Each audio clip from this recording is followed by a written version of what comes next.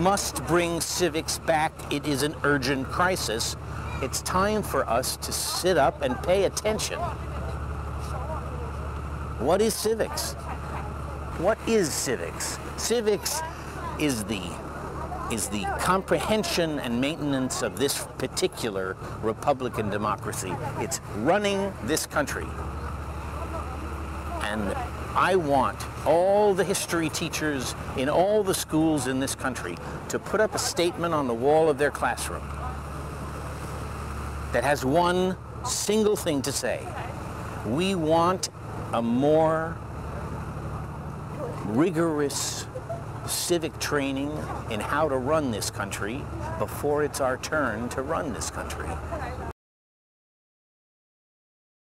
The Dreyfuss Initiative, a nonprofit organization which is promoting civics education. I take it you think the country needs a civics lesson. I take it. Let's see a show of hands here. Does anyone believe we don't need a civics program? I'm with you. Okay. So we've asked the whole country the question, are you confident or easy or not confident and uneasy when you think of the future of the country in 30 years?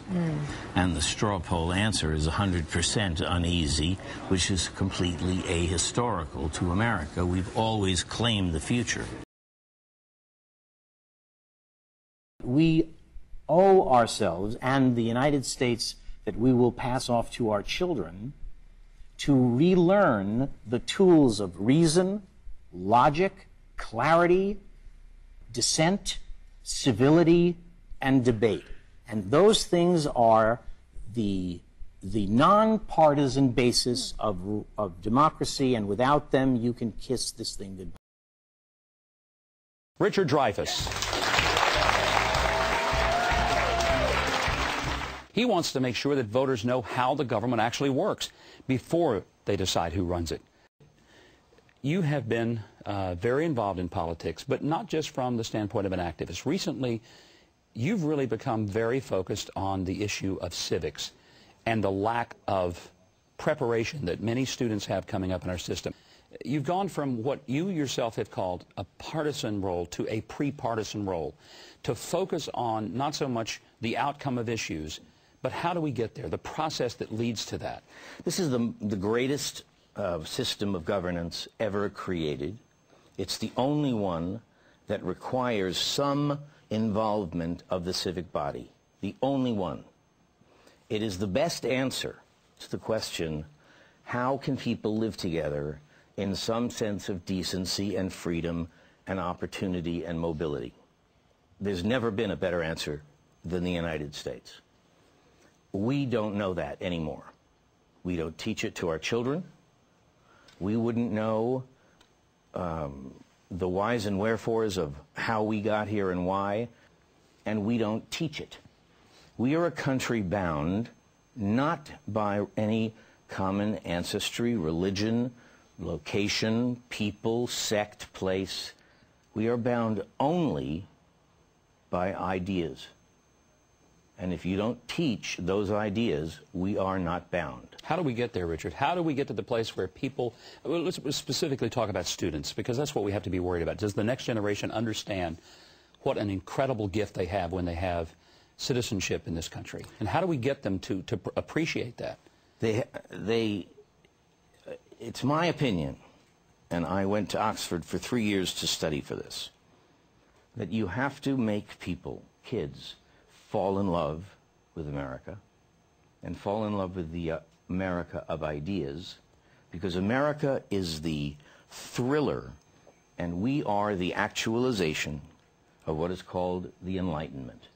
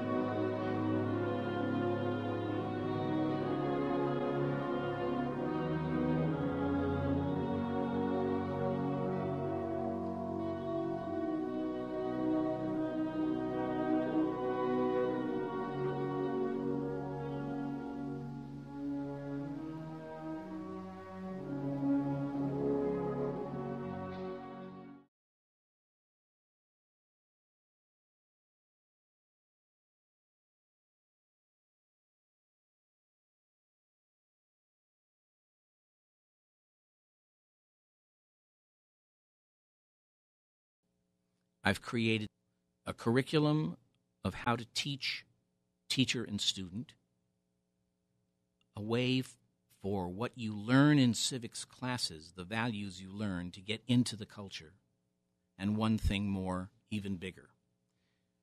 The curriculum is a curriculum of reason, logic, clarity of thought, and critical analysis, using civility, debate, dissent, context, and opposing views as exercises.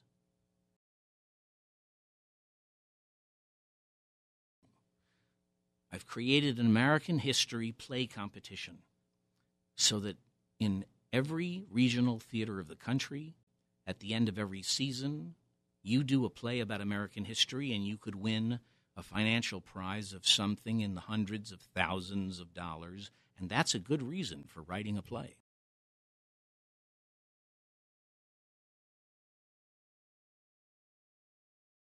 In all of the years since we've begun this country, there's never been an institute or research think tank to support Enlightenment values.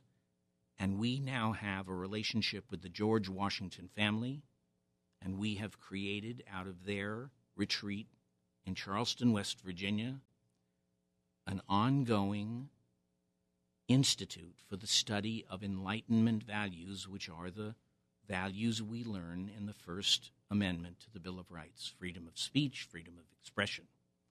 And that will outlive us all.